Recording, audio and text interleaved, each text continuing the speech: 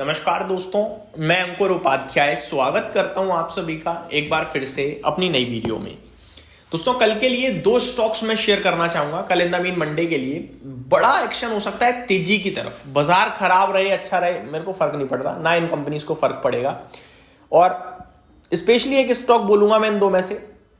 एक तो क्या है, थोड़ा बाजार के साथ इन्फ्लुएंस हो सकता है, लेकिन एक में मेरे को लगता है इन्फ्लुएंस नहीं हो पाएगा, वो ऊपर ही जाना चाहिए।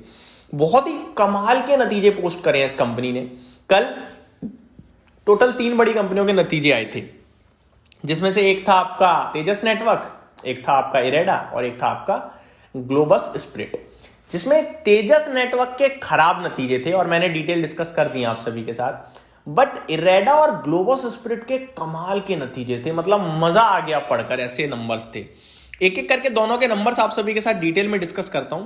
तो कहने वाली बात यह कि कल के लिए मेरी तरफ से आपके लिए दो स्टॉक्स बड़े एक्शन में रहने चाहिए तेजी की तरफ, क्योंकि नतीजे मेरे को बड़े ही कमाल के लग रहे हैं। शुरुआत करना चाहूंगा इरेडा के साथ। 137 रुपीज पे बंद हुआ है, चार्ट्स पे आएंगे थोड़ी देर में। पहले समझते हैं स्टॉक्स को, स्टॉक के नतीजों को।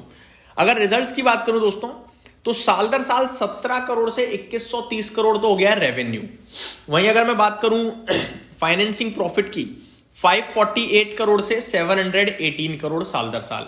बात करूं मेन प्रॉफिट की, तो 425 करोड़ से 585 करोड़ पे हो गया। तो बहुत ही कमाल के नतीजे लग रहे हैं हर एक पैमाने पे। आप इसको क्वार्टर ऑन क्वार्टर भी कंपेयर करोगे ना, मजा आ जाएगा।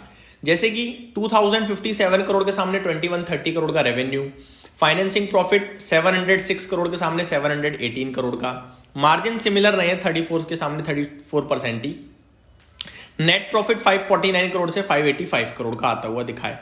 तो मेरे को बहुत ही कमाल के नंबर्स लगते हुए दिखे हैं इस कंपनी के, मतलब मजा आ गया ऐसे नंबर्स देखकर पढ़कर। तो मेरे को लगता है इरेडा एक तो स्टॉक है जो आपके लिए कल रडार पे रहना चाहिए, एक्शन में आ सकता है बड़े लेवल पे। मेरे को लगता है टेक्निकली भी एक बार इरेडा को देख लेते हैं कैसा दिख रहा है। नीचे से सपोर्ट लेने की कोशिश कर रहा है, बट क्योंकि सरकारी कंपनी है और बाजार में उठापटक हो गई सरकारी स्टॉक में, तो शायद एक्शन में ना रह पाए। अदरवाइज तो एक्जैक्टली अपने 130-132 के सपोर्ट के पास ही है। दोबारा 146 रुपए के करीब जाना चाहिए स्टॉक, जिस हिसाब से इसके नतीजे हैं। अगर किसी के पास है तो मेरे हिसाब से 129 रुपीज़ का इसमें एक स्ट्रिक्ट सपोर्ट भी बन रहा है, वो आपको एज अ स्टॉप लॉस देखना चाहिए और इस शेयर पे फोकस करना चाहिए पॉजिटिव वे में। तो पहला स्टॉक है इरेडा। दूसरे स्टॉक की तरफ बढ़ते हैं आगे। दूसरा है ग्लोबस स्प्रिट। ये तो मतलब अलग ही लेवल के नंबर पोस्ट कर गया भाई।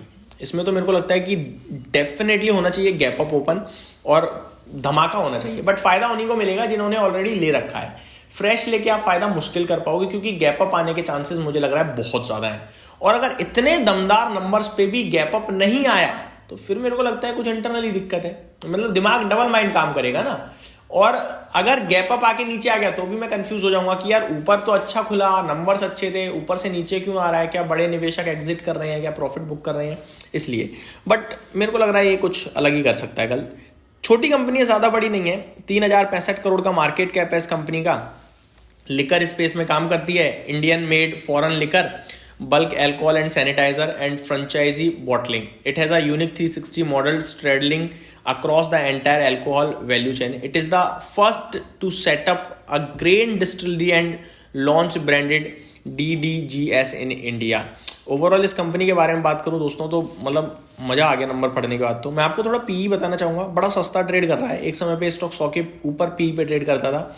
आज की डेट में ये स्टॉक आपके लिए 40 के पीई पे ट्रेड कर रहा है। अब नंबर सुनिए आप।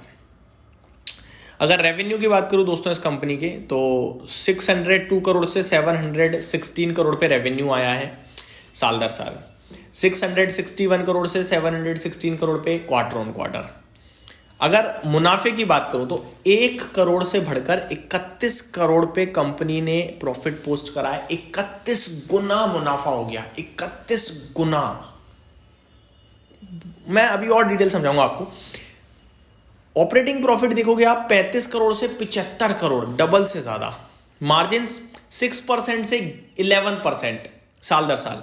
क्वार्टर ऑन क्वार्टर भी कहीं से भी कहीं तक देख लो आप। 60 करोड़ का ऑपरेटिंग प्रॉफिट 75 करोड़ हो गया, 9% के मार्जिन 11% हो गए, 23 करोड़ का मुनाफा 31 करोड़ हो गया। मैं आपको बताना चाहूंगा वित्त वर्ष 25 में कंपनी ने टोटल 8 रुपए 62 पैसे का अर्निंग पर शेयर क्लॉक किया था वित्त वर्ष 25 में, जिसके मुकाबले इस क्वार्टर में अकेले कंपनी ने 10 रुपए 84 पैसे का ईपीएस क्लॉक करा है। 10 रुपए 84 पैसे का। सोचो आप कि एक तरफ पुराने वित्त वर्ष के 4 क्वार्टर और एक तरफ इस वित्त वर्ष का ये Q3 बराबर है भाई साहब, ज्यादा है इनफैक्ट। इस कंपनी के रिजर्व्स की बात करूं अगर मैं आप सभी के साथ, तो 1000 करोड़ के हैं। बोरोइंग्स 467 करोड़ है, तो बैलेंस शीट भी स्ट्रांग ही दिख रही है। शेयर होल्डिंग पैटर्न में 33% पब्लिक के पास है, जिसमें से 1% अगर आप देखें तो हरिमोहन बंगर जी के पास है, वो भी सितंबर क्वार्टर में ही खरीदा है उन्होंने। शायद उन्होंने गैस किया हो कि टर्न अराउंड स्टोरी आने की संभावना दिख रही है। FIIs में मेरे फेवरेट MIT के पास भी 3.8% का स्टेक है, बाकी पब्लिक के पास है। Total number of share holder मात्र 67,000 है। मेरे को लगता है ये सारे के सारे खुश होने वाले हैं मंडे को, ऐसा लग रहा है भाई साहब। तो ये स्टॉक मेरे को लग रहा है कि ये जिस नंबर जैसे नंबर इसने पेश करे हैं, ऐसा लग रहा है कि ये ना जल्दी अपने फ्रेश लाइफ हाई की तरफ जाना चाहिए, जो कि 1300 रुपये के समथिंग मुझे दिख रहा है। टेक्निकली तो मेरे को कुछ ज़्यादा स्ट्रॉन्ग या समझ में नहीं आ रहा चार्ट, बट कंसोलिडेशन दिखा रहा है 960 के करीब और ऊपर में 1300 तक गया था। मेरे को लगता है ये दोबारा वहाँ कहीं जाना चाहिए। इस स्टॉक में किसी के पास भी पोजीशन है तो 940 का स्टॉप लॉस लगाइए। जब तक ये शेयर खराब नतीजे पोस्ट ना करे तब तक इसमें बैठे रहना, ये मैं आपसे कहना चाहूँगा। तो ये मेरी तरफ से अपडेट थी, उम्मीद करता हूँ डिटेल्स पसंद आई होंगी। Thank you so much for watching this video, have a great day guys.